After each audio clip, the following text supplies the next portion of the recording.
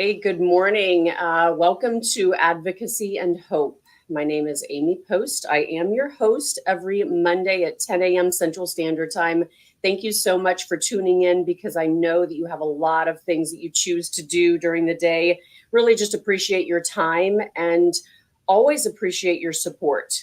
Advocacy and Hope started last fall in some of the most treacherous, hard, difficult times of my life, and it ended up being one of the most amazing things in my transitional career and my life. So this is a labor of love in starting this group to where we can really advocate for ourselves, for others, and know that there's always hope within anything that you're dealing with, whatever that gray or extremely dark time looks like. There's always hope. So thank you for tuning in. So this has been a real labor of love in my guest today. We have taken some time. I was on her show, and she explains it extremely well, probably better than I can even do, because I think that, God puts things in our life at a certain time, and we have to just be patient. We have to step back. We have to just be calm and listen. And honestly, you know, I was never, one of those patient individuals in my life. And so for me, it was just urgency, urgency. I can control this. And then the driver's wheel was just completely taken away. And so she and I really connected on knowing that we were supposed to connect at that perfect time and everything would just turn out the way it was supposed to. So Monica Adams, Quentin, welcome to the show. We have been waiting to do this, and I'm so glad it's finally come to fruition and we can really connect on my show. I appreciated being on yours. It was so lovely. So welcome to the show this morning. Thank you. No, we loved having you. And in fact, you show up regularly in one of the promos where you talk at the very end of the promo. And I say all the time how powerful it is that we look to overcome any obstacle in our life. And boy, have you gone through a lot. And I've turned so many people on to your Out of the Gray into the Light book, and they have all said so compelling. I can't tell you how many people have read it on an airplane as they're traveling. So thank you for everything that you've done. And yes, it took us a while to have you on my show for scheduling reasons. And then we had to reschedule me coming on your show. But you and I are both faith-based and say, all right, God didn't want it to happen just yet. It wanted it to happen exactly when it was meant to happen. I agree. I really do. So if you're not aware of Monica Adams, Quentin, you will certainly after the show. But I think if you're in St. Louis, you know exactly, who she is. I can't even say enough, entrepreneur, advocate, motivational speaker. I mean, the list just goes on and on. She's got this just incredible, incredible story that I love because she's an advocate, and I am as well. And I think anybody that stands up for themselves, and especially those that stand up for others, really making sure that we can pave the way a little bit better, I can't give you enough credit, because that takes a lot of courage and strength to do something like that. And you don't receive probably a lot of credit back, but I bet your heart feels great every single day. It does, Amy. And honestly, it's interesting because I have people that come up to me and say, if you had known, right? We always hear the, if only you had known, if you had known that this platform, your brand, everything that you want to do would be as big as it has been, and who knows how much it will evolve from this point forward, wouldn't you have done it a long time ago? And I said, you would think that the answer would be yes, but the reason I say no is that I believe that I was put exactly where I was supposed to at the very given time I was supposed to. And I honestly think the world would have not been ready for it back then. I mean, if we look just in the last 4 years, it's all about what you and I discussed. The mental health aspect is talked about so much more. And that's not what the whole show is about, but a lot of it, men, women, children, seniors, everybody letting go of the internal scars from the past that they thought that they had to sit alone with, and they don't have to any longer. Now we can all say, hey, you're struggling with this. Let me be there for you. Let me show you kindness, right? At the end of every show, I always say, you can be anything you want to be in the world, but the greatest thing you can be is kind. Be kind to each other. So I just want people to wake up to more positivity than what I did for many, many years. I love it. And for those that don't know what we're talking about the real Monica Adams. And that is, it goes deeper than just, saying, who you are because maybe you were knocked off on social media. This is really diving into being real and raw and honest and just not soft. I mean, we are crusaders, and just being able to say what needs to be said. And if others don't like it, like we just said before we kind of hit that start button, they'll come around. We really just want to be there for those that are ready to accept it and ready to be able to have that support and know that they're not alone. Because that's been I think my biggest journey of, God, I felt so alone for so many years, and I didn't know if anybody understood me or they were on my side. I would go left and everybody else would go right. And I'd wonder if I was on the right journey. But I know now I've always been on the right journey. And I'm sure that you've had those moments. So I can't wait to really just dig in and share with the audience a little bit more about your journey, where things started. Take us back into, whatever you feel, where you want to kind of take us back, and then take us forward to really kind of paint this beautiful, amazing, incredible story. So for those that don't know, I worked in radio and television for the last 30 years. So I got my start down in Festus, Missouri. I always say I was blessed to not have to leave my hometown. So I grew up in Florissant, Missouri. And when I started, it was 1993, 94 timeframe. I feel that I was blessed to work mornings, even though everyone always says, why do you want to get up so early? For me, I just love attacking the day. Instead of sleeping the day away, it's get up early, get your workouts in, just have that natural energy. I'm like this, by the way, Amy, 24/7. I don't even know how I sleep, but my husband laughs and goes, honey, I need an entire pot of coffee just to have you say good morning. I don't know. And people have always said, well, how can you bottle that up? Because you would be a billionaire if you could sell what you have. And I think it honestly is, I'm just in love with life. And if I can teach this to more people, of the prayer I say every morning, which is thank you for the breath in my lungs and being able to be here on another one of your beautiful days. And that is honestly the exact same beginning prayer that I have every single day. And I mean that. We have to look deeper into the blessings that we have just by being alive. And then what do we do with that? Sure, we have our ups and downs, and there's a lot of tumultuous things that we've all been through. Some may say, oh, well, Amy's been through more, Monica's been through more than me, but there is no weight to put on what you're feeling. I think that's the greatest thing that I learned from a guest that was, yes, this could be harder and this could be what you would categorize to be less. But if yours feels mounted this way, then yours is just as hard to go through as somebody else's. So, Amy's story, mine would go all the way back before I got into radio and television. When I was 19, I had a massive blood clot. I haven't looked into it for many, many years, but for the longest time, and maybe still to this day, it was the largest blood clot in medical history. And if I never told the story, you'd never know physically by looking at me. The doctor that wanted to amputate or slice my legs didn't get his way that day. He had 24 hours that he gave another doctor to do what that doctor wanted to do. And that was to use a particular medicine that's not used in hospitals, by the way, anymore, because evidently what it did was break up the blood clot and it would shoot it. I say it saved my life. It was the perfect mix. If you're thinking of like a chemistry set, it was the perfect mixture that could have taken place. Although it could have taken my life, it didn't. But it did everything it needed to do at that given point. And what I mean by that is, if the other doctor had his way, I would have been an amputee. I would have had my legs sliced. I don't know if I'd even be here. The other doctor said, I've looked into her background. At the time I was playing soccer for the Junior Olympics. I was also playing at Mizzou and was in the height of my sports career. I was in the beginning of studying sports medicine. My dream was to be an orthopedic surgeon. Everything was always medical.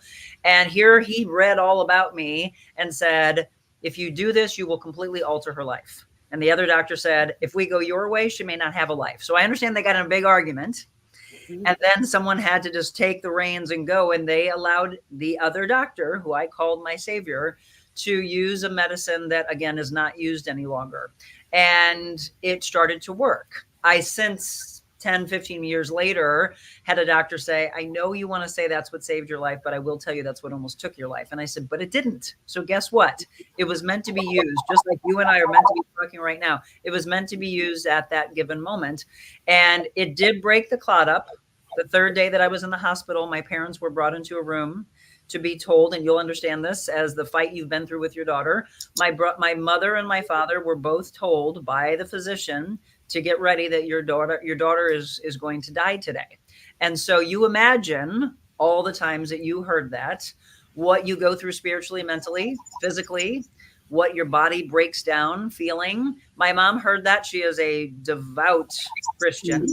So was my father, but my dad took it as Bible. Like, this is the white coat syndrome, right? The physician is saying, my daughter's going to die. My daughter's going to die. My mom hears the story and says, not my daughter, not today.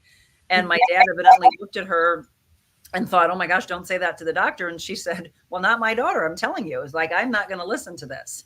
And so evidently my little spunky mother, who's all of 5 foot, but she's larger than life when she comes into the room. She's tiny, but mighty. So she walks back into my intensive care room and laid a St. Jude card on my chest.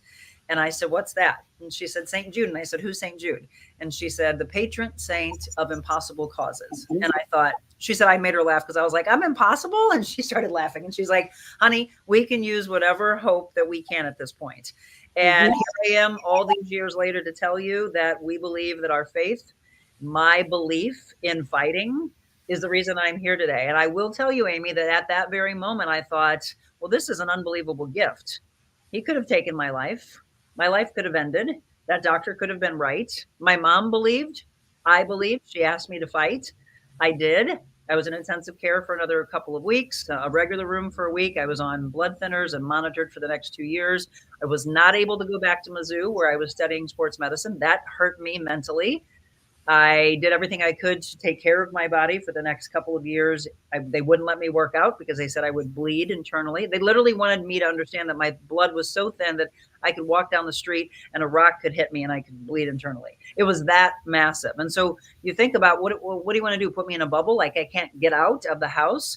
And that was messing up. Here we are all these years later talking about mental health. But what that did to me here, I broke probably the rules. They didn't want me working out, but I did. It's how I started training. And I said, well, I got to do something. I can't play sports anymore. I'm not back at the college. I'm not going into the field that I wanted to. So many things. But this is where I tried to help people of, it wasn't meant for my life. God didn't want me to go into being a doctor. He wanted me to speak. I didn't know that. Never, Amy, was I going into broadcasting. That was never in the cards. So I thought. Wow. But that was how he took me. And so I took a broadcasting class for the heck of it. I took all of my other classes to transfer back to Mizzou to go back into medicine. And just for the heck of it, and here's my chill, just for the heck of it, or evidently he put it in my mind to say, take this class, let me sprinkle it in. I think you'll get excited about it. And eventually it'll become what you do. And here I am 30 years later, actually almost 32 years later. I worked for a station in Festus, a station in DeSoto, all these paths that you choose to take. I was not into country music, by the way, back then. This was straight traditional down home country music. I'm talking bluegrass, Americana, everything. I took the job. And if I hadn't, the next path wouldn't have happened because that led me to WIL, where I worked for 7 years as morning show host.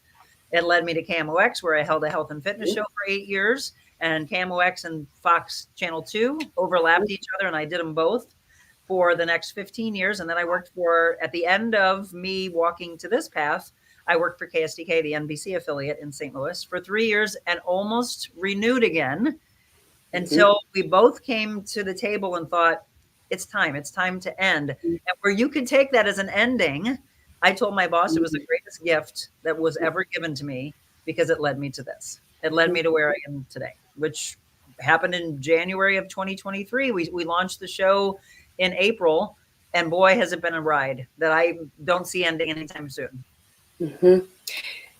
There's so many things that you've said that I've jotted notes down. I mean, we connect on so many different levels. And I think everyone out there this morning listening and anybody listening afterwards is just, message us, contact us, let us support you. Let us really just wrap our arms around you. But we cannot see a new, beautiful beginning unless we give up something or something is removed, not negatively, from our life. Right.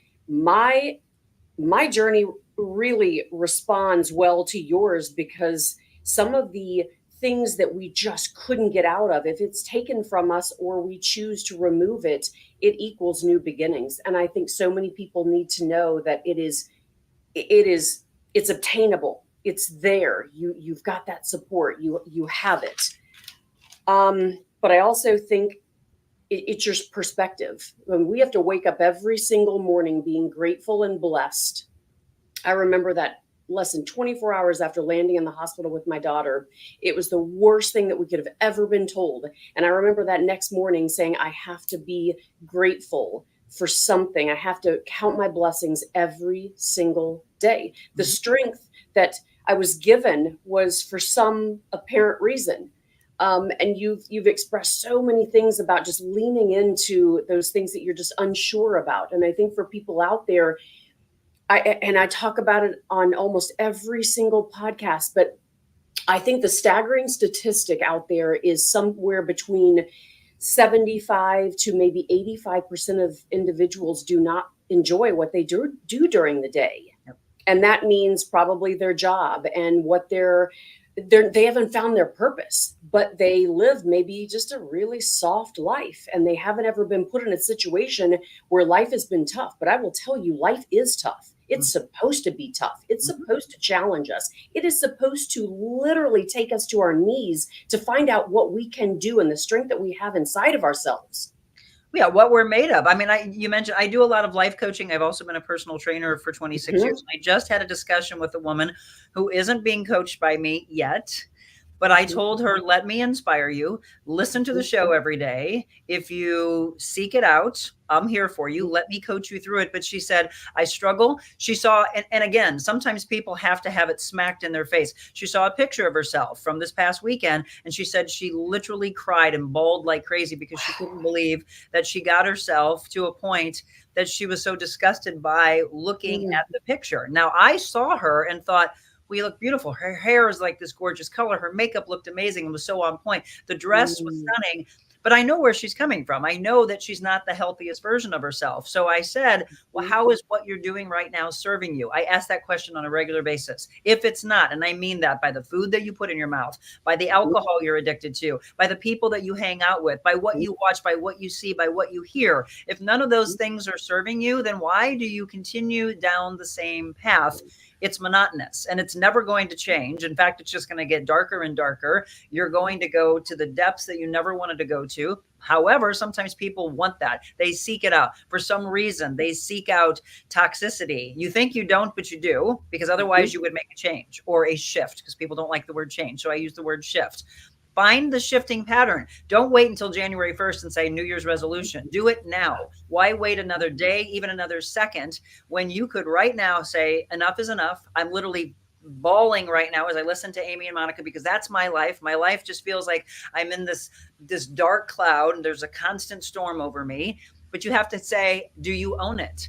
Can you look at it, look at yourself in the mirror and honestly say, what part can I own in what is not going well? And what part can I own that's going right? You know, I think you've heard me say in the past, I'm very big on waking up every morning and finding a gratitude word, finding an intentional word, and bookending your day. So the morning is intention, the evening is gratitude. And if you go to bed without doing those things or get up without doing that, guess how your day will start? It could be you wake up on the wrong side of the bed, you step on a dog toy, you yell at the animal, you yell at your kids, you're yelling at your spouse, you get in the car, you're ticked off at the person who cut you off, but it's taking you to a whole nother level. Instead of starting calmly, I start with prayer, meditation, a glass of water immediately, right? So it's nutrition, hydration, intention, my intentional word. And it's not like this long phrase. It's a lot of times it's a word. It could be heal, it could be educate, it could be inspire. It's your own word, whatever you want. And then in the evening, if you truly felt the entire day went wrong, and I mean everything you feel went wrong, that's when you have to dig deeper into your soul and think hard. Did something go right today? And it might be the simplest thing of a stranger that you saw in a grocery store, at a gas station, and they looked over and said, that looks really beautiful on you. That color looks great. Or, wow, you've got beautiful eyes. Or I really love your hair. Something you believe is very simple when it can be extremely powerful. That would be the turning moment about a complete stranger showing kindness. And guess what it would do? Tell you, oh, so kindness can completely change my life. It can, and it should, by the way. That's how I live my life. And some people are like, So maybe you're just meant to be more positive. No, I just told you what I went through. Mhm. Amy has told you what she's gone through. Mhm. But here we are sitting here today wanting to inspire and give back because we know that's the only way to truly thrive. Mhm. Yeah, it is. And I think, for anybody who goes through something tough, I mean, we have a choice every single day which way we're going to go. The journey is, right or left, and whatever that looks like. And take the easy route out, take the hard route, make the hard route very positive. Whatever you want to do, it is up to you. And I think that, starting this podcast and this journey and writing my book and really reaching out to people, it was, I didn't do everything right. And it's okay to not be okay. It's okay to not do things right. But learning those lessons and knowing where we can pick ourselves up and knowing that life is not going to be easy in the way that we want it, but it can be the way that we want it if we just put our mind there. I mean, we struggle every single day. I'll never have the monkey off my back to where I don't have two more cancer diagnoses for my daughter, who's now almost 14, and we started when she was 3. Right. There's never a day that goes by that I couldn't just sorrow and just die and, be in the corner crying because I don't know what to do. But I decide to do something different. And whatever is hard, I do it. Whatever I'm fearful of or scared of, I figure out, why am I scared or fearful of it? Let me figure out and lean into those types of things. Mhm. So I think it is so cool that you really, I mean, just advocate it, but you have had this amazing platform now where you really just, I mean, exude what it takes to have strength and help people. And I, I just can't say enough about what you're doing, because we just need more of this in our world today. Well, and thank you for that. If that can happen by what I'm doing and what you're doing, well, then I literally could leave this earth and say, I've done your work. Thank you for Mhm. asking me to do this. And I Mhm. hope that people continue to carry it forward. And I mean, from so many Yeah. platforms, when someone told me, Monica, the streaming industry is a multi-billion-dollar industry. And I heard that years ago. It wasn't my Mhm. time. And then I heard it again and it became very, very loud. And I thought, okay, well, that's great, but I'm not driven by the almighty dollar. I'm driven by changing lives. So then all I heard was multi-billion followers, right? Mhm. That's what I hear. Mhm. I hear people coming along and walking. I mean, if we look, I'm going to go to the Bible here. If we look at the Bible and we think about God, Jesus, and people following, and then people thinking, who does he think he is? Right? We can look at that. So if people come to us and say, well, who does Monica think she is? Who does Amy think she is? We're here to say, we're just trying to help. We're trying to be healers because we need more of that. I believe that's doing his work. That's where I am in my mind. I literally said when I was 19, I don't know why you saved me. There's so many children, there's so many adults that's it. Their story is over. That my story could have been over. All of ours, by the way.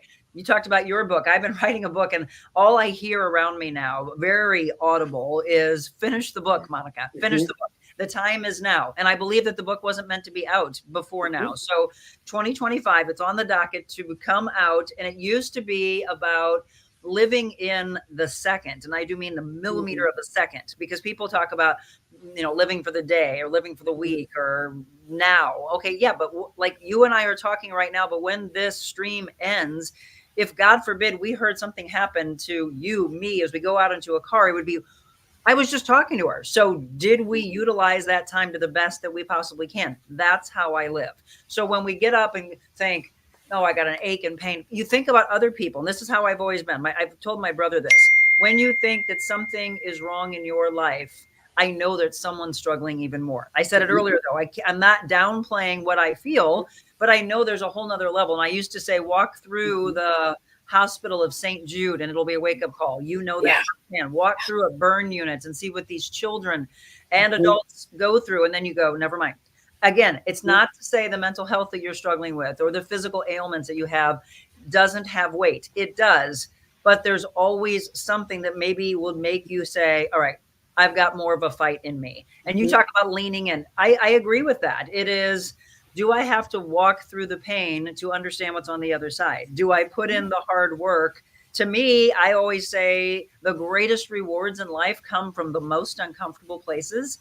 So that person I was talking about earlier said, sometimes I get excited and inspired. She and her husband went and joined a gym, and I was like, great, you took the first step. And she said, yes, but sometimes I feel like, do I have it in me to go through the hard work? And I said, we all do. And just watch what happens. The rewards are there. You just have to believe, and you can't give up on yourself. But when you feel like you are giving up, then it becomes the strength of those that you surround yourself with.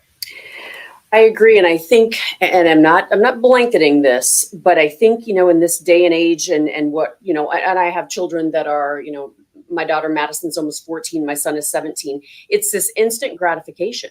It's this entitlement, this instant gratification, this, you don't have to go through anything hard. I mean, like you said, the greatest transition, change, evolution, the greatest feeling is doing it yourself and doing it well and proving something and not having people give you something. But this instant gratification is everywhere. It's in everything we see. It is literally blanketing everything. We don't have to work hard. You can sidestep everything. And I think it's really important for us to take a step back and realize what it takes to feel good about that decision and build that strength and that grit and that determination. And it will take you through life, because and I say it on every single podcast, it's not if something will land on your doorstep that you didn't ask for, that is so terrifying and hard. It is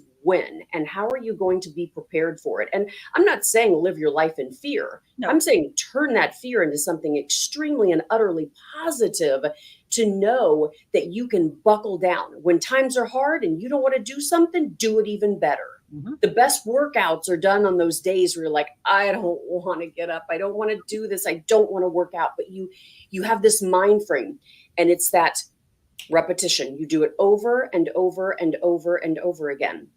I think there's so many things that we can talk about today, but I really appreciate just the way that you look at this and digging in. It's not the monetary for you, it's changing lives. That is compelling. Well, Amy, and people can hear that and say, there's no way, that's fake. It isn't. First of all, there's nothing out of my mouth that is fake. I was taught that way by two incredible human beings. I am very, very blessed. And I know it starts with this. Some people say, well, I didn't have that as a role model. I didn't have great parents. I didn't have grandparents, or I was given up. I understand. That's why I'm saying there's so many rough things, but hopefully somebody can step in and be that role model for you. If not, keep seeking it out, because they're there. Big brothers, big sisters, right? There's so many organizations where you can have that. Don't just keep going through life feeling like you're so isolated and so alone. But yes, it's empowering to know that we can get up. You want to talk about a workout. Yes, it's difficult to do. And when someone's carrying an extra 100, 200 plus pounds on them, just think about what it's doing to the body and how difficult it is to do the workout. But what I do then is, on the other side of it, is imagine how much better the body will feel when that weight is off. I mean, the damaging aspect that you're doing to your joints and your bones, it's crushing. I actually have a client that just lost 100 pounds with me. And as soon as she hit this point, I wanted her to lift my 104-pound mother up and say, well, let's go ahead and put her on your shoulders. Be careful with her, but don't tell me you want to put her down anytime soon, because you have carried her around for the last 15 to 20 years and you were okay with that. That's such a wake-up call for people to think, what? And I said, yes, because right now you have the ability to go ahead and say, I can't hold your mom anymore. But somehow you did it. You carried that exact human being around on your body and expected your body to be okay. You wonder why the whole body feels as horrible as it does, but you keep doing it. And that is just, it's crazy to think that someone doesn't value themselves enough. This is on my set. This is literally what I said when I walked away from television. I knew this, and it was so powerful. And it just lit me up. I felt like I was glowing, like everybody could see. Does everybody see what I'm feeling inside of me? Know your value, Monica. Know your value. Know that this contract that was offered to you was just, it was a gut punch. If we go back to the financial side, it was a gut punch to know I'm worth so much more than this.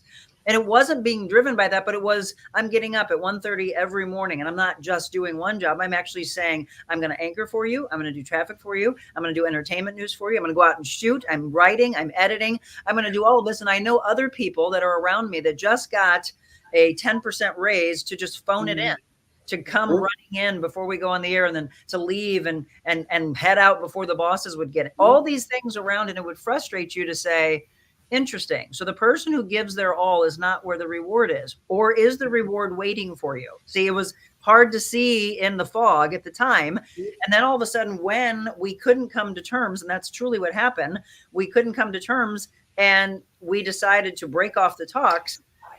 I know that the boss at the time literally said to me, that probably was a gut punch. And I said, you just gave me the greatest gift of my life. And I meant that. And it's not at all what she expected me to say, but I was like, I really mean that. And I put my hand on her arm, had that physical, emotional connection. And she looked at me and smiled and said, I agree, Monica. She said, you're extremely talented. And of course, at that point, you want to say, well, don't patronize me. If you felt that, you would have paid for it. Instead, it was, she knows. She's being guided. Again, whatever your beliefs are, she's being guided to say, don't hang on to her. I need her to come this way. Let her come with me. And if you give her what she wants, she's going to stay there and she's going to be stuck because she has so much more to do. And I couldn't do what I'm doing right now. I know that. Nothing whatsoever against anyone who hired me in my 30 years, because they all led me to this. I will thank every one of them because they gave me what? Opportunity. They gave me the opportunity, the knowledge, and the following to get to this, to then say, well, you know this business in and out. Now go do it yourself and do it the way that you think will serve the, I go back to how does it serve you? Will serve the world better. I don't know how anybody would wake up and want to be poisoned with the negativity of the world. How does that serve us? It doesn't. But that is the habitual side of human beings, that it's all they knew is to turn the TV on, watch or listen to the news, and that's how you start your day. How in the world do you think you're going to be in a good mindset? It's impossible. It is impossible. I remember our conversations when I was doing, I was on your show and us really kind of digging into certain things about, the negativity when you wake up, you turn on the television. Oh my goodness. I talk about it all the time. Do not turn on the television. Do not open up your cell phone. Get outside, get your body moving, get that fresh air, put your feet onto the nice ground. Just get yourself into however you can have the best day, and count your blessings and do what you need to do. But I think it's such a hard switch and transition for so many people. But I appreciate you being able to see that and kind of tell people what was happening. I mean, you were kind of told what to report on and what to say. And I know that you were thinking outside the box and really hoping that you had some other, maybe somebody to come down and just really tell you,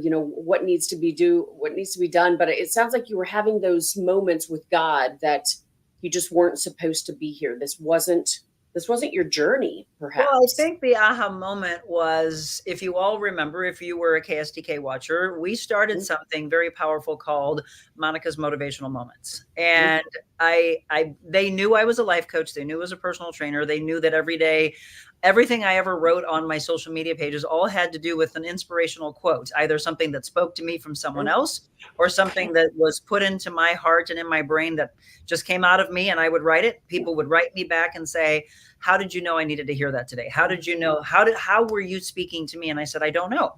I have to believe that God put that in me that for that particular day. And I just wrote it. It just came out of me to just write this out there. Somebody needs to hear this. So it became a thing. And when I presented that to Channel 5, and this is where I thank them every day that they allowed me to do that. But the thing that was disheartening was that out of nowhere, we decided to end it. And I shouldn't even put my name in the we, because it wasn't my decision. It was just one day the decision came of, we're going to stop this. And of course, my question right away was, well, why? And the answer is what may surprise all of you. The answer was, well, everyone's going back to work. Everyone's going back to the gym, because it started kind of more so on the mindset of teach them how to work out at home with little to no weights. Okay. And that was the very first one. But I took it beyond that. It's not just working out. It is, as we all know, anybody that struggles a lot of times with weight, it's not the food. It's something that's blocked them. I go through timeline therapy with a lot of my life coaching clients and find out, where were you stuck? Well, that's where the overeating, that's where the addiction came from. That's where you can see all that weight that came on. So I started to use those motivational moments with Monica and turn them into more than just the fitness side. It was the mental health side. It was the spiritual side. It was this triangle of life theory that I started back then. But suddenly it was ripped away from all of you. And I would get stopped. I still, Amy, get stopped on the streets, which just lights me up when people say, Monica, you saved me during the pandemic. And I'm like, what? This 2.5 minute segment that we did saved you? They said, yes, because you started to give us hope, just like your podcast. You gave us hope to believe that we could live another day, that we could do this to change our mental health state or our spiritual or our physical state. We did it for 2 years, but the ending, there was just, it's kind of like when someone ghosts you, right? There is no answer. It's just, it's this final, like, wait, I've got so many questions. It was stopped because they said people are going back to the gym, this. And I said, okay, but that doesn't mean we still can't, we can shift and not necessarily focus on the fitness side. We can do this. No, I think we're just going to wrap it up. And at the time it hurt my soul because I thought we were doing such great work, not knowing that it was the greatest thing that could have happened, because if we continued that, they had the rights to it. They could have continued it in any way, or somebody could have taken that on, whatever. It ended up being the foundation of my show. When I wanted to see what is it that my show is going to be about, I dug back into what I knew people said that they needed. And that was, tell us more about how we can get out of the darkness. Tell us more about how we can move. And if we don't want to get to the gym and we feel uncomfortable being at the gym, what can we do at home? Just move. If you can't run, then walk. If you're running, then switch to something else, that because maybe you've been doing it too long and the body's stuck. Right? We've got patterns. We are habitual creatures, but you can't do the same thing day in and day out and expect a different outcome. You've got to change it up. So for me, when I'm personal training, anybody that trains with me, I'm always doing something different, always confusing the body. And it's like, let's see how much more we can push. Maybe we redo this workout 4 weeks from now just to show you just how much stronger you are, to give you that confidence. I would never start somebody's workout, because here's what happens. If you start somebody's workout with one of the hardest things that they can do, they have no confidence inside of them. And for the next, if we're going to do a half-hour workout or an hour, for the next 25 to 55 minutes, they are down on themselves. They're berating themselves or beating themselves up, or they're looking at people around them. How come that person can hold a 1.5 minute plank and I can only hold 10 seconds? First of all, I erased the word just and only from your vocabulary. I only did this. No, you did it. And you're not just this, you are this. It's amazing how we speak to ourselves in self-hate or self-love. Yeah, and the comparing that we do. And in this day and age with social media and everything coming at us, we compare ourselves to everyone. And there's absolutely no reason to compare yourself to anybody else. God created us exactly how we were supposed to be. But I also am very passionate about, you have to have that confidence, like you said. But you can't take the easy way out. You can't take that easy route. You know, is it easier to fix a healthy dinner versus going through or is it easier to go through the fast food restaurant versus making a healthy dinner? Maybe, if that's how you think. Is it easier? But it's the weight of what happens after you've gone through the drive-through. Yes. How you feel about yourself. That's tougher to go through, right? That is tougher to go through. And I think the more and more you get down and you get there, and then possibly you find those people that will relate with you and be down in the dumps with you, and they're right there with you, and they're not giving you motivation. I always say it is the tribe that you surround yourself with that will be the most important thing, one of the most important things in your life. The main, we tell our kids all the time, the 5 main people that you hang out with or surround yourself with is the average of you, the average. And you really need to think about that, because those individuals can give you that confidence that you need, but you just need to have a little bit of it each and every day. But it's accountability also. There's so many pieces and parts, but you have to have somebody else also, like, oh, you look great today. Wow, have you lost a little weight? You look really nice. What have you been doing? You need those little bits here and there. And I completely get that. And it is the people that you hang out with that are either going to keep you in that hole or help you move out of it, but is your confidence and your ability. Because I say all the time, and I've said earlier in the podcast today, I could have stayed in that dangerously crazy area where I believed every doctor, I believed all the gloom and doom, I believed all the bullying, I believed all the negativity. I could have literally died in my own suffocating just fear and just, oh my God, there's no way out. Just, it was just awful. But you have to find a way out. You really do. Well, and at the same time, here's the thing, whether you're a parent, whether you were blessed to be a parent or Mhm. wasn't blessed to be a parent, and then you sit there and struggle with that, because I've talked very raw about that in life of it, I could be so against my faith of what kind of a God wouldn't give a woman who wants a child so much. That doesn't even make any sense. And instead, I say, you've got a greater purpose. I'm giving it all to you, right? So it is let go and let God. I love that statement so much. Let go and let God. And so I had to. I came to a point. It was hard on me. It is hard on my mother on a daily basis of, oh, you would have been such a great mother. And I said, I know, Mom, but I wouldn't have been able to do all the things that I do if I was a parent. I'd have to let a lot of these things go. Instead, I think I reach more by not being a parent. And I would have loved, some people come back to me, they could write me and say, well, why didn't you adopt? My husband didn't want to. I would have. It was a decision for myself. When he and I, because we dated many years ago, we got back together. When we got back together, he felt, Monica, I'm too old to be a dad. And he had 2 kids. And I thought, oh, it was crushing. And don't mistake this. Every Mother's Day, no matter what I do, is very hard on me. I gush over my mother because she's just one of my best friends. And then the other half of the day, I do anything I possibly can do to keep my spirit high because I don't have that. But I also know, okay, but you got a lot of blessings around you. I mean, literally at my house above our fireplace is the words blessed. And I do feel that. I feel blessed that I know what Amy just said, which is who we surround ourselves with, who are our accountability partners, who are our biggest supporters, and we are theirs. I mean, it's a give and take, right? It's the mutual respect that keeps relationships, romantic or friendship relationships going. But this is a powerful thing for you all to understand. You may have your tribe right now, and then your tribe may look very different a year from now, 5 years from now, 10 years from now. Let it be. Understand you are going to question to the nth degree why. Sometimes you just have to accept. I can look back at people who were some of our dearest friends. They were in our wedding, and suddenly, like that, by a text message, we're gone. Never to this day do I know why. I struggled with it for a while. And then I did my own motivational speaking to myself, my own coaching to myself to say, let them go.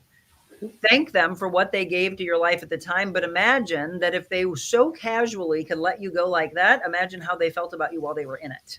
Mm-hmm. Right. But there are a lot, I've done a lot of really powerful shows and a lot of life coaching classes of people that just completely bawl and just let all of the emotions go because they're like, Monica, that's what I'm talking about. That's so hard. I've lost so many friends. And I said, I know, but the path is open for brand new, incredible people to come walking in. And if your path was so cluttered with all these people that didn't value you, the whole know your value, well, then you wouldn't be able to let these people come walking in. They wouldn't have any way into you. That's how I started living my life. And that's where my head to toe chills come from. The people I look at that are my friends now were not friends probably a couple years ago because I just met them. And these are some of my dearest friends just came in. People that I've met on this show who have told and opened up and have been so raw and so real.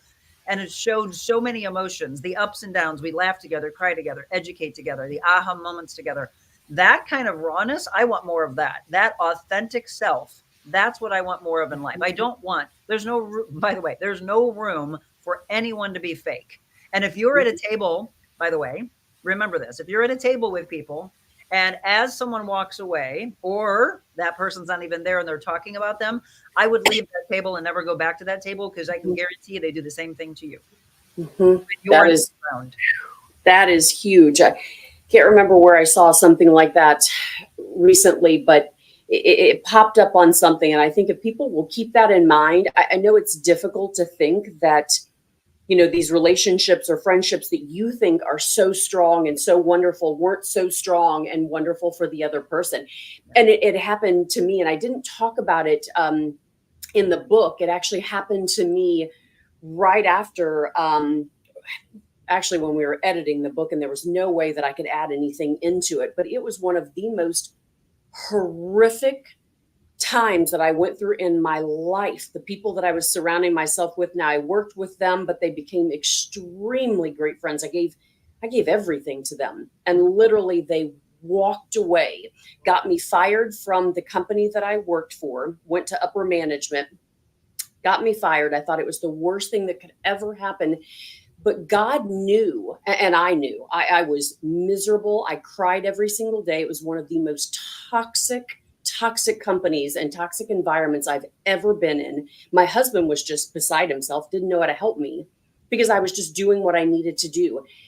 But I think when I started doing breath works, Mm-hmm. and heart works, and I realized, I remember the first session, didn't even know that I needed to release what I needed to release, but I realized I needed to let go of that pain. And I think anyone watching today, you just have to let that pain go because you will be better off. I'm kind of like you, Monica. I thank those women. I thank that woman who did that to me. I thank her every day now because it was the best decision.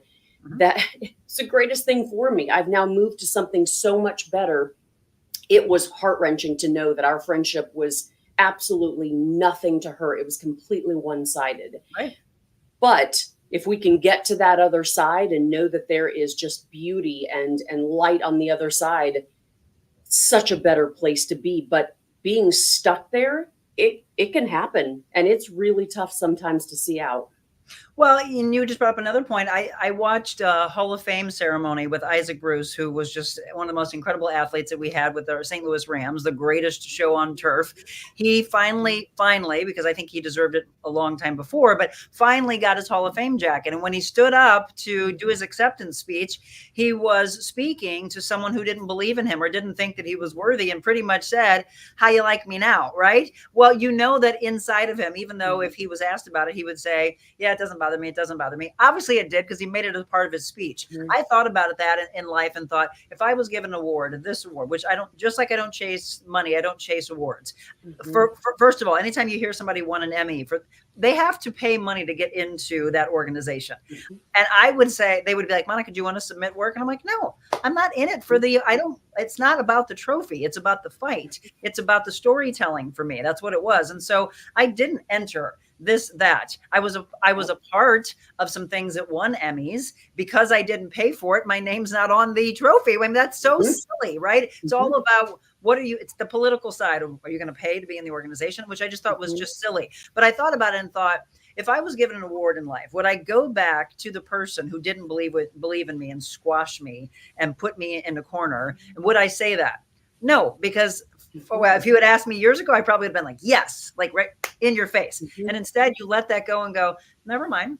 What that taught me was strength. It also taught me to believe in myself more. It made me struggle, though, back and forth, like all of us do, to say, well, maybe I'm not as good of a broadcaster as I thought I was. It literally took me to that. And then I would have the people who lift you up to say, no, no, no, don't let her get to you. Don't let that poison enter into your bloodstream.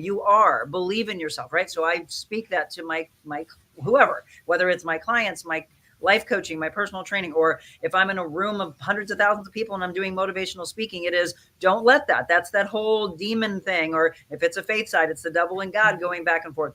Who's going to win? Or I love the story of the old Cherokee Indian talking to his grandson and talking about two wolves. And this wolf is all these things that are against us. And this wolf is the one that is so powerful with regards to lifting you up. Well, which wolf wins? And he comes back and says, the one you feed. And that is so very true. If you feed the belief that you're not worthy, you're not valued, you're not good, somebody else is better than you, but it's somebody else telling you this, yet you feel, no, I'm giving my all. I'm honing my talent. I am educating myself. I'm practicing. And that's what I was doing. I almost believed her. And then I came back and I would watch other people in the industry, regionally, locally, nationally. And I'd sit there and go, I swear I'm a better broadcaster. I listen. I literally listen to that person that's, because you've been in that seat. I listen to the people in the seat because I genuinely care about their story. I'm not trying to think of my next question, which is what a lot of broadcasters do. They will jump on the person and they will start speaking over them, or they'll ask the question like 2 questions later, which means they're not listening to them.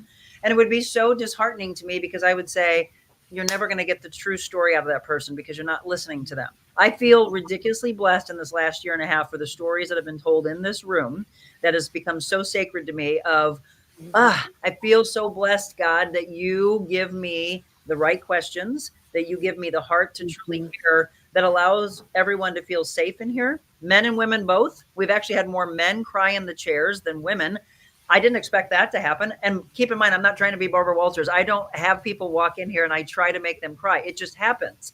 And people have asked me, like, why do you think that's happening? Because I think once and for all, they finally feel safe and they feel ready to tell their story. They don't come in here expecting to do it. It's just something that we say that weaves into that questioning of, are you okay with this? Because it doesn't seem like you're okay. And then all of a sudden they let go. And it's just such a beautiful path that I have been led to be allowed to do what I'm doing that I swear I could not have done in what I did for the last 18 years. I love it. I mean, I am so grateful and humbled to be able to have been on the real Monica Adams. And I don't want to speak for anybody else, but I know with my experience, it was, I felt valued. I felt heard. I felt listened to. I felt safe. I felt supported. And it's those moments where you can just really tell your story and think somebody actually cares, and maybe somebody else actually cares. But maybe I can change a life today. Maybe somebody who is thinking something negative will see this and hear this and feel that, you know, they don't want to take their life today, or they can change the trajectory, or something changes, just to be able to change that moment and let people know that they're not alone. That was my biggest, I guess, just gas pedal on me when I first started everything, is just, I don't want people to feel alone like I did. And nobody would have ever looked at me and said, oh, she doesn't, boo hoo her. Everything looked great. The facade was beautiful and lovely and everything was wonderful, but I was just a hurricane inside. And I think God just brings those things to people like you and to myself and others, that we really genuinely want to help others and let them know that they are supported and they aren't alone, and their story is really important. And if it's important to one person, Mhm. God, that's huge. That's It is, amazing. because if we can leave this earth and people line up at our funeral or a memorial or whatever they're doing, and they say, I'm going to tell the story about what I knew about Amy, or I'm going to tell the story about what I knew about Monica, and then it just starts spreading and spreading and spreading. And hopefully across the board, what you hear is, they lifted me up. They respected me. They changed my life.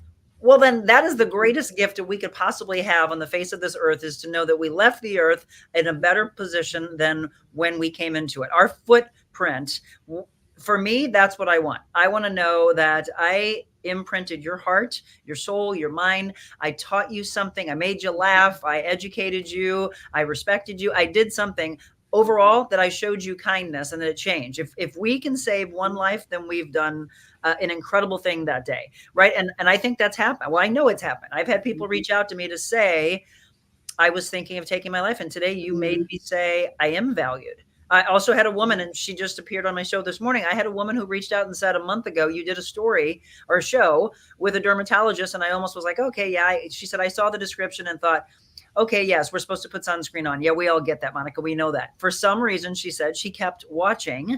And at the end of the show, we did a recap and showed these pictures again. And when we showed a picture, she looked and thought, well, that's on my arm. And it made her go in. Well, she just had a surgery, pretty invasive surgery. She has another one coming up about a week or so, but she's like, I think I need to reach out to Monica, send her a text and let her know, you may have saved my life, because skin cancer is not something to be taken lightly. Any of these things, whatever the weight of it is, why not get it checked out? Why not tell someone? Don't, as Amy said, don't feel like you're alone. Don't keep it inside of you, because then you're just trying to deal with the heavy aspect of life all by yourself. And that is the hardest path to do. Sometimes we do have to walk things alone just to see our own strength, but don't feel like you have to attack the world alone on a daily basis.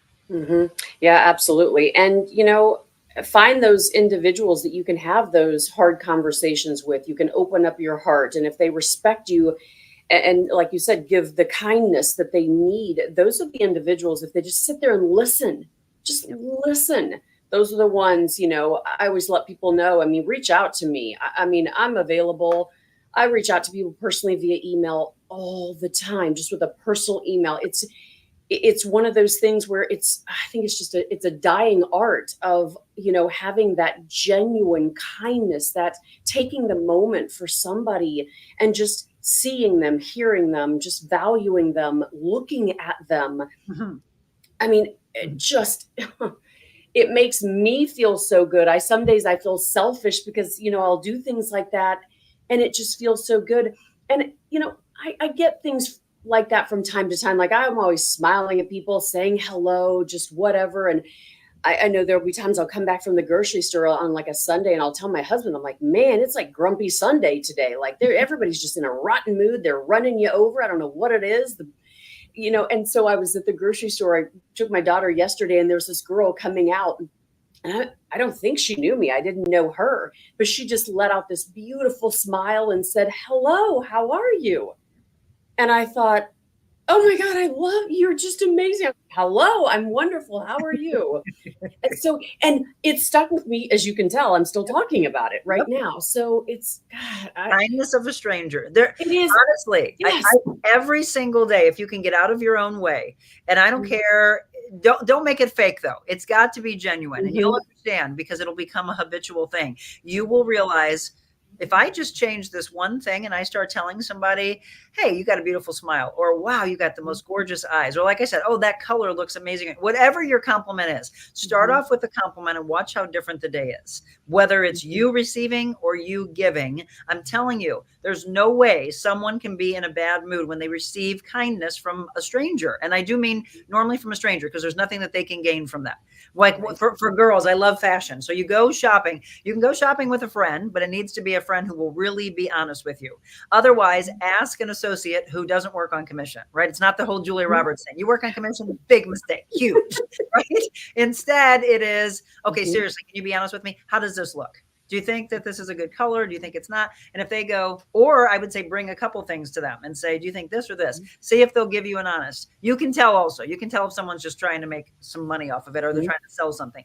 I like to do that because you're just getting this. Thank you, by the way, for your honesty. Thank you for your rawness. Thank you for being kind to me. Sure, no problem. Let's just help somebody along the way. But start doing it and don't wait till tomorrow, right? It's the whole thing of don't wait till January 1st. Do it today after you wrap up watching Amy and I on the show. Start it. Go to the gas station, go to the grocery store, wherever. Do it at your job. Do it to the kids. Do it to your spouse, your partner, whoever. Say something nice that can completely salvage the rest of the day. Yeah, and it reminds me of it was a couple weeks ago. I had just this incredible individual on my podcast, Mr. Thank You, and I had been trying to get him on forever and ever. I'd stalked him on social media. He was a friend of one of my friends, and I'm like, I just have to know him. I have to get to know him. And in kind of untangling his story and talking about it, he wrote a thank you letter to one person every single day for a year. And he asked me the question, how many responses do you think that I actually, received? And I thought, well, man, it would have to be huge. I mean, anyone would want to receive something, like a thank you, just something beautiful. The number was so low and staggering, it blew my mind, but it didn't deter him. And then I really kind of professed a challenge for everyone out there to do that, to reach out to someone, to say thank you, just see how they are. I mean, we've done challenges like this all the time. Just reach out to somebody. If they trust your gut, trust your instinct, trust your gut, just take those moments of silence. And who do I want to thank? Who needs a pick-me-up today? Who needs just a, hey, I was thinking about you today. And I thought it was just utterly brilliant. We had a friend recently that passed away. He was probably one of the most incredible human beings that God allowed to walk the earth for, I think, 43 years. And now he's in heaven. I mean, I bet he is just making deals and thank you and just gratitude all over the place. I mean, he was just phenomenal. And Mr. Thank You worked with him, and it was just such a small world. And we're kind of just, I left that podcast just literally like I've been writing thank you letters every single day, and the joy that it brings me to either a text message, maybe I don't know their address, or I do, and I love handwritten cards. I'm kind of Absolutely. going off on a tangent, but Nope. there's something, it's free. It's the cost of a stamp, or it's a couple of moments to send that text.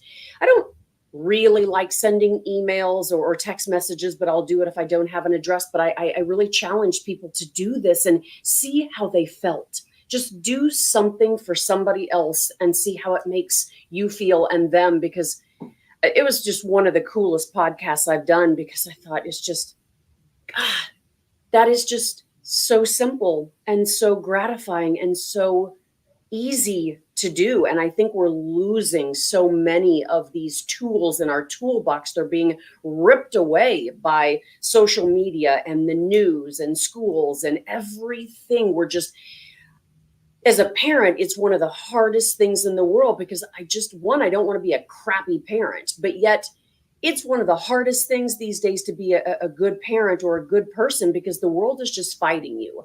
So I think we've just got to be able to recognize things and get back to some simpler things, like this. I just, The it's traditions, so, the it's traditions needed. do have to be brought back. Yes, this can be an amazing tool, or this can be the demise of us. So for those of you that are parents, I know that they're going to try to fight you on it. I know that they're going to say it's old school and, oh, those traditions are gone. So what? Just keep doing it. I love, there's a mother-daughter that I life coach, and I said, don't send it in a text. I just told her last week, don't send it in a text. You two are going through something. Write a letter to her. And she's like, you know what, Monica, you just gave me a chill. She's like, you're right. And I said, it's not about me being right or wrong. I'm just telling you there's a whole difference in you taking the time to write it down on paper. I want you to let go and tell her all your feelings. I know you're going through this hard time together, but tell her how much you love her. Go back to the good times. Find your way back to that. Let me help you find your way back to that. But this is too easy. Don't send it in a text. And she's like, you're right. I'm so apt to just send a text. And I said, I know, everybody is. Don't. How many of us love to go to the mailbox and go, oh my gosh, somebody sent me a letter or a card? All those things. Take that tradition and bring it back somehow. And also teach your children to say thank you. Teach your children to say you're welcome. Teach your children to send the thank you card for something that someone did. You may think that it doesn't go a long way, but it is monumental of what it means, because it's called respect. And, my husband will go to the South and go, oh, see, it's a Southern thing. And I said, no, I don't want to hear that. I don't want it to be a Southern thing. He always says, if we would have been blessed with children, that we know that they would have had incredible manners, because we would have made sure that our children understood the importance of that. Hold the doors. I don't care if the women are out there saying, I can hold my own door. Okay, ladies, let go of that. Okay. It's called kindness. Women hold for women, men hold for men, and vice versa, and old and young alike. It's just a kindness thing. It all goes back to that. Respect, kindness, communication. The world would go a long way and be a much better world if we brought those simple things back into play. Yeah, being a good human, just it's so simple. It's free. Yes. I mean, the simplest things that can really make the most difference are free. I keep every thank you letter that I receive. I don't know if anybody else is like that, but I keep them all. I keep words. I keep those letters.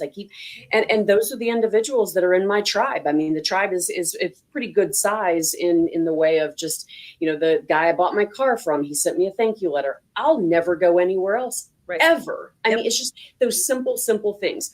And I think, Monica, with looking at who you have on your show, I think everybody needs to make sure that they tune in and watch. I mean, start their day, start whatever, it just makes your day so much better. What I have seen is, you're just seeking out the good and making sure that people see the good. I'm sorry, we're not going to see good on the news. I am really sorry to those who love the news out there. There is probably going to be very little that will be good. The sky is falling, Chicken Little. You need to make sure you run into your house and hide underneath the basement. I mean, so what you bring is so powerful. Groups, individuals, I mean, stories, just everything is so good, positive, powerful.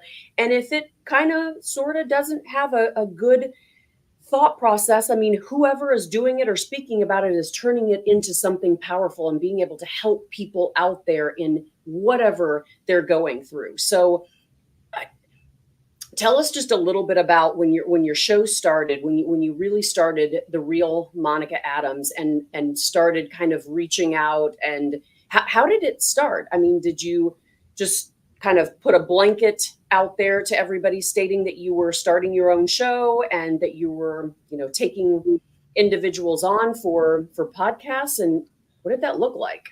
Yeah. So when I left, I mean, it was immediate that when we made the decision that I wasn't going to continue, I actually feel I was given a gift because I was still there for another month and a half. But behind the scenes, I was working feverishly to think you've got to have that launch pad because people are going to want to know, well, where are you going? Where can they listen to you? Are you still going to be doing some type of broadcasting? Are you going to put your heart and soul more into your life coaching or speaking, or what is it going to look like? And I ramped it all up. I was doing all those things before, but you have to keep in mind, I was also doing 10 to 12 hours at the TV station while also doing motivational speaking, life coaching, personal training, emceeing, auctioneering, design and wardrobe consulting for men and women, right? All these things that I still do, that I love, that I say I get to do. So Amy said it early on in this show today, that many people wake up and hate what they do. I don't understand that.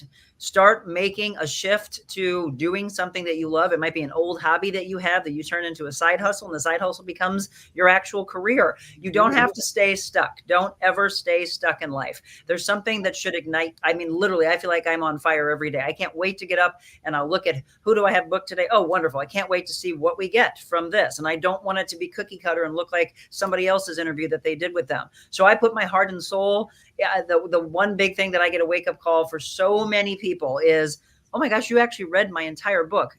You're damn right I did. I don't want you coming in here and I'm just looking at some notes that a PR firm gave me. No, I want to dig in and what touched my soul that I can guarantee you is going to affect my audience. I do give it my all. And I don't understand anybody that's in this industry that doesn't. Like, you shouldn't be just going through the motions in life. So for me, I knew I was going to give everything to it, but I wanted it to be entertainment that I did for many years. I wanted it to be spotlights on incredible businesses, incredible human beings. I wanted it to be stories that could be, oh my gosh, that's so traumatic, but how in the world did they come out of it? I want us to laugh together, cry together, get aha moments together. So it's all of that. Every day is something different, and it could be something local. It could be something national. We've had, you name it, on the show. And one of the things that my team has said is, how did you get this person or that person? Well, just like you said about Mr. Thank You, you don't give up. I had this guy that's known as a dancing UPS man, Russell Butler, who I absolutely love. He's all over, but it's not just the fact that we can watch him dancing and we laugh about it. It's what he's come from. He went through a lot of mental health struggles, what he saw in the loss of his, a friend of his lost his parents, almost took his own life. It's those stories of, we're going to tell that, but then we're going to go, how did you come to dancing? And then that's what you're known as. And now all the great things that are coming his way. But if you think he doesn't struggle every day, he does. He's got over 1.5 million followers. How did we get him? Because I showed kindness to him. I showed patience to him when he was going through some hard things. I didn't say, I got to have you on right now, kind of like we do in TV. I need you on in the next 24 hours. And if you can't come on, we'll forget it. Right? You and I kept trying to get on together and I couldn't get you on, or I could, but it's like, okay, patience. It'll happen when it's supposed to. So I don't care if it's an artist, if it's an actor, an actress, an entertainer, or if it's you in our area. Everybody has a story to tell. I do want to do the mixture, right? I don't want people to say, oh, it's a health show. Oh, it's a fitness show. Oh, it's a show that's going to be like me overcoming mental health. It's all of that and so much more. It's literally everything I did in 30 years, all put together, but done in the way that I think needs to be done, which is truly respecting and showing kindness and getting that across to the world. And that's what it is. I want to incorporate more kids, which we have. I have an aspiring meteorologist that's been on with us for the last 10 months. He's 14 years old. He'll be 15 this coming weekend. And I would put him up against any meteorologist that I've ever worked with. He is that good. So our younger generation, even though they get labeled as being entitled and lazy, no, there are some of that, but guess what? It's the same thing we see in adults. There are some incredible younger generation folks that are going to change our world. And if we can see it earlier, or we can help them in their path earlier, that's what I love. He loves coming on our show. He loves providing what he does to us, for us. But I love it. And so, yes, Amy, I just started on my cell phone at my house for like 10, 15 minutes in the morning, 10, 15 minutes in the afternoon, evening. I was trying to find out, where does my audience want to listen and watch? And then it just became, I'm going to do mornings where I used to do and put this show up against the time frame that I used to be on. And let's start pulling those people over to the show to say, oh, well, this is, and it's evolved also. I do news you can use now. I don't give you the horrible, horrific things. If I happen to mention something that might fall into that category, it's only because I want to show you that we have a way out of it, that I have somebody coming on that's going to talk deeply about what we can do to make it a better outcome or a better world. So when people say, I miss you on my TV, I just tell them to cast it. Take the show at 7 o'clock in the morning, cast it onto your TV, and that way I'm on your TV again every morning. It's that simple. I love it that you give a way out versus I think when we watch the news or we're put in these horrific health situations, it's just endure it. Just put up with it. It is what it is. We're just telling you how horrible things are. And we get to walk away. You get to deal with all the bombing that we just, the hurricane we just placed in your life. And I think it's really important for people to know that they do have a choice. They can hear and receive the positive, or they can hear and receive the negative. And it's just being able to have that positivity out there, because I think we do live in a world where, we are kind of the negativity and the darkness is really kind of pushed towards us. Lots of different things we could say about that. But I think you took the high road and you took a way that it's less traveled. And I think it's absolutely phenomenal. Your following is absolutely extraordinary, but you can tell there are so many people out there wanting good. They are searching, seeking, they don't know where to find it, and you gave it to them. And I just commend you for that, because the moment that I met you, I was like, man, she's my girl. Like, she is one of my people. Like, yes, we're not always the one that's liked the most or says, the things that, make people, completely be like, okay, I totally believe you. But yet, I mean, your story is amazing and the show is amazing. So I think for anybody out there that hasn't consistently watched or watched it all, I think definitely tuning in. So remind us again, your show is live, which I totally appreciate. When is the show and how can people watch? So Monday through Friday, 7 a.m. You can we started it originally on Facebook and YouTube. And then what I ask every day, and I mean this, is there a platform that we are not on that you want us to be on? So we built it to Facebook, YouTube, X, Rumble, and Instagram. Instagram goes away after the live. I think you can hold on to it for like 30 days, but that one usually goes away. But all of these shows, and we just celebrated our 400th show in such a short time period. That was a lot of work in the last year and a half, but 400 shows. Now we are working on the next 100. We'll have a big 500 celebration, most likely, I would think, towards the end of March, because it's about every 5 months we have another 100 shows. So that 500 celebration, we're actually looking, where should that be? So people host what we call mobile Monikas. So if there's businesses or festivals or whatever that say, well, would you come and do a live broadcast? Yes, that's become Mobile Monica. So we're going to be very, very particular of where 500 will be. If that's going to be at an auditorium, is it going to be on a stage somewhere? Is it going to be at somebody's business? I don't know yet. We'll be working on that. I want to secure that probably by the end of the year, because I want to bring bands. And I mean, it's a huge celebration. We've got bands, we've got past guests, we've got tons of giveaways, and then obviously spotlighting this incredible business that had the same mindset that we have, because wherever I take our show, I want it to be that we have our beliefs align, that all we want for this world is goodness and kindness. And so if that's the business that brings us to them, then I want to show the world, like, hey, this is a great business. These are great human beings. They want more for the world. So let's do this. So yes, you can go back and watch any of those shows on Facebook and YouTube, 400 of them. Just find the title that speaks to you and that you've been missing, and saying, oh, I missed all these shows. Yes, but they're there. That's the beauty of streaming. They're there for you. So yes, that. And then on Thursdays at 8 a.m., we drop a podcast, the audio side.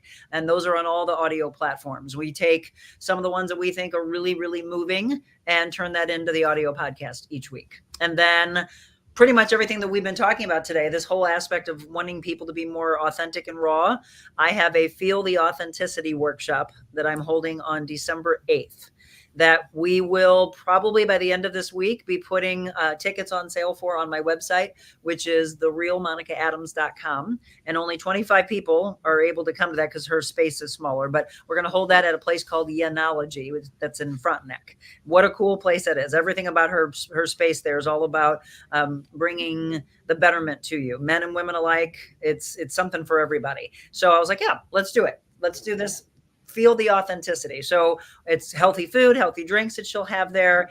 And then it's a 2-hour workshop of taking you through my whole triangle of life theory and allowing yourself to go ahead and show the world who you are, stop hiding behind the filters, and be as raw as you can be, and watch what happens to your life when you become more real.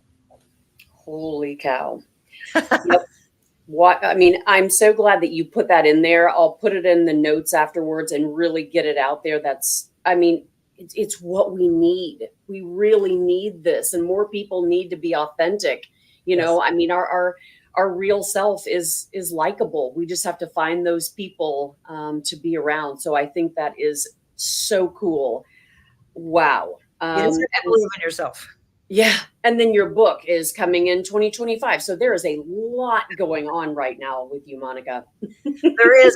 And, I'll leave you with this. I was flying back from Cabo San Lucas on Southwest, and you get these cocktail napkins, right? So they put my iced tea down, they put the little pretzels, whatever they give you. And on the flight there, I saw it, didn't resonate with me, but it said, every great story starts on a napkin. And I was like, okay, whatever. And I just threw the napkin away. On the flight back, after I had been by the ocean, because the water always speaks to me, had a very clear mind, felt inspired again, came back with just a whole nother level of energy of what I wanted to provide to the world. I saw the napkin again. And right, sometimes we just need to see things over and over. Saw it again, flipped it over, saw the triangle, Dallas, how they started Southwest. And I didn't have a pen in my hand, but I went ahead and took my fingernail and I was following the triangle. And I thought, what is my triangle saying right now? And guess what fell at the top of the triangle? Book.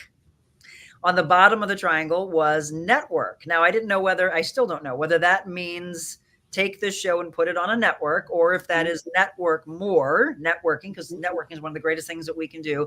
And on the left side, it said speak like you've never spoke before. So that is my triangle that I keep getting chills of. That is what he gave me, was book, network, speak. Mm-hmm. And so that is where I am right now. And so when I came back, I'm getting ready to go on another business trip to Italy that has to do with, in 2025, taking a lot of you with us, hopefully, on bigger retreats than I've held here locally. And this is more of a travel retreat on a luxury level of everything that you need to bring self-love to yourself and betterment to yourself. And then the people that we're teaming up with, they provide really high-end culinary side. That's just stuff you've never experienced before. So they asked me to be a part of something, and I'll know more in the next 3 weeks. And then I'll come back from Italy and talk a lot about it on the show, and then hopefully start letting everybody know how they can join us on these travel retreats coming up starting in 2025. I'm excited. There's just so much that's coming that, again, it goes back to this. Imagine if you stay stuck.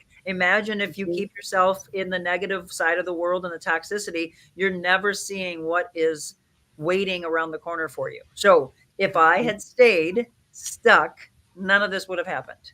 And this is what God brought to me. And I'm just on fire. And I just am excited every single day of what he wants me to do. And I allow him to lay the path and I walk it. I fight for it. So don't think it comes easy. I fight for it, but I allow myself to let go and let him lay the path for me to say, okay. And I don't fight the fork in the road. I keep going straight ahead. I love that. I'm glad that you said that. And I think for those listening out there, like you said, it's not easy. I mean, life is hard. It's supposed to be enjoyable, though. But I mean, it's these life lessons that will just make your life so beautiful and enjoyable and worthwhile. I think that, if you're feeling and you're listening to this today and you're just like, I don't know where my purpose is. I've looked for it. Read my book. It is literally, and Monica, I was absolutely floored that you stayed up all night long, read my book. And I was like, yeah, that would be interesting. Let's see what she knows about the book. Like, I think you could have stated the book completely in full. And it meant so much to me that you did that. And I think for anybody out there that's really struggling and they're not exactly sure. I mean, I spent so many years just wallowing and not wallowing I just didn't know what I needed to do. But I listened to the path. And finally, for the first time, I think 2 years ago, I started living for the first time again after 8 years of just being self-isolated in a glass castle and being fearful. And for anybody out there that is feeling that way or feeling any other feelings, find us. look Monica up, watch the show, you can go to my website at amypost.com. You can look Monica up. I mean, you can reach out to us. I think that this December 8th is really cool. We'll keep that kind of going. But I think the more that we can do to just really reach out there and that people know that they can find something, whether or not it's for them right now, or maybe it just helps them in a step of their journey of where they're going. I just really ask people out there to, if today's that moment that you want to move forward, we're here. I mean, I want you to reach out. I wished more than anything that I could have felt the way that I feel now earlier. But again, like Monica said, it wasn't my time. I needed to go through what I needed to go through to get here. And it is so amazing. I mean, it's like, you don't wish anything horrific on anyone, no. but think about who inspires. It's not the person that was gifted with a silver spoon in their mouth, right? It is the people that inspire us when we hear their stories of struggle and faith. And that is what you want to follow. It's boring to say, oh, okay, so you were raised and nothing was ever hard for you. You had all this money waiting for you and you were just gifted. Well, that doesn't empower us. What empowers us is for someone that looks like us, that struggled with another part of life. And you're like, oh, but look where they are now. So all we want to see is this transfer of hard times to thriving, right? The struggle to success. That is what empowers everybody to get up the next day. It's not the easy path. So don't take the easy path. Take the harder path. If you say, I'm going along the straight and narrow, this one looks a little scary, take it. Trust us on this. Take it and watch what you're able to do with it and how your mind figures its way through all what I used to call the debris, right? Allow the debris to be in your path, but don't run over it and pop your tire. Find your way around it and then watch how much you smile on a daily basis that you were able to overcome. Yep, absolutely. And you never know what is happening with the person who's on your right, your left, and surrounding you. So I think just that kindness. Yep. Monica, thank you so much for joining us today. We've gone over, but I think we could have probably talked all morning and probably all day with the things that we really just touched on. I love your mission. I love your energy. You're just a force to be reckoned with. I mean, like, once again, you are just my people. I love feeling the energy that you give, but your positivity and everything that you bring. So thank you so much for joining us. And maybe here in the future, I'd love to have you on again, because I think talking about what you are planning and the things that you're doing, I think will really resonate and people will be super excited. So can't wait to kind of see what's next and how things have really evolved. But thank you again, and appreciate everybody out there watching today. If you're going through something difficult, I hope this helps. I hope that you can watch it numerous times, reach out, find something that just gives you that purpose. Find something that gives you that ability to just go one more day and know that there is hope through that darkness. I mean, advocate for yourself, advocate for others, do something that makes you move that needle forward a little bit. So thank you. And we'll see you next time. Absolutely. Thanks so much, guys.